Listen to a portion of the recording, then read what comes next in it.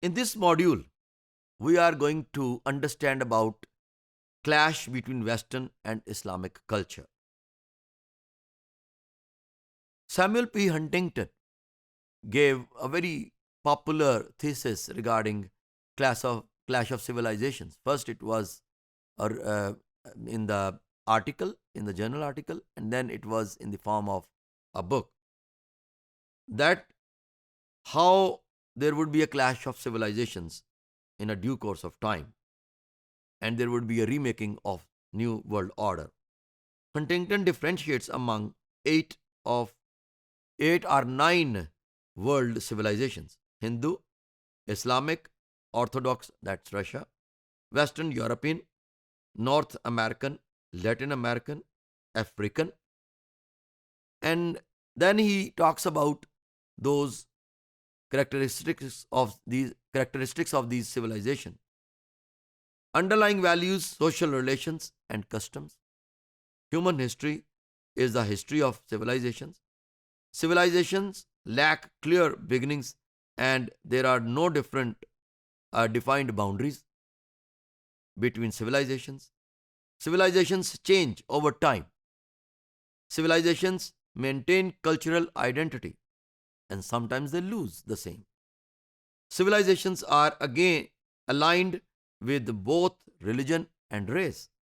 So, in that thesis of clash of civilizations, he finds that sometimes they may clash, but at other times they may have an adjustability with each other, that they can cooperate with each other. But that I earlier mentioned depends on this thing, that which civilization is economically self sufficient. That would make the difference while understanding the relationship with other civilization of that civilization. From 1500 to World War II, I mean in 1945, a unidirectional influence of Western civilization initiated, which dominated all other civilizations. Western structural characteristics spread in the rest of the world in following farms, cities, commerce, and state bureaucracy. According to Huntington, it contributed to the formation of one world, one civilization, dominance of Western civilization. But that dominance can also be analyzed in a different way. That sometimes that culture was going to affect the urban areas of different countries more than the rural areas. So we may say that influence upon civilization is again uneven. Huntington has been criticized for his controversial statements about Islamic civilizations and Muslims. He claims that Muslims have propensity towards violent conflict. Islam has been a religion of the sword. It glorified military values and has a history of conquest. Another American, Robert Pape, wrote a book, Dying to Win, and established a thesis that suicide bombing has nothing to do with Islam or Muslims. So, this is how Huntington's uh, criticism upon Muslim society, Muslim civilization, and Islam is countered by other writers also.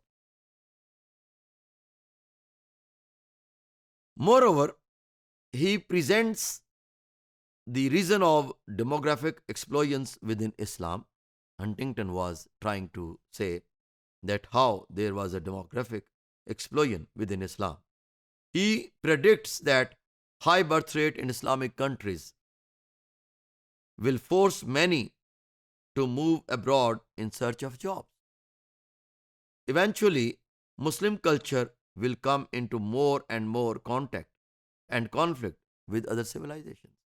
If we see that how in France and in New Zealand there was a killing in Muslim masjid, a terrorist killed Muslims, thinking in the same way that these Muslims are going to have more population in New Zealand and they are going to dominate, they are going to capture jobs, and they would be deprived. So he was also been influenced by a Hindu terrorist and Hindu extremist, that how they were against Muslims. So such types of individuals, when take influence from others, so they try to make this system dysfunctional.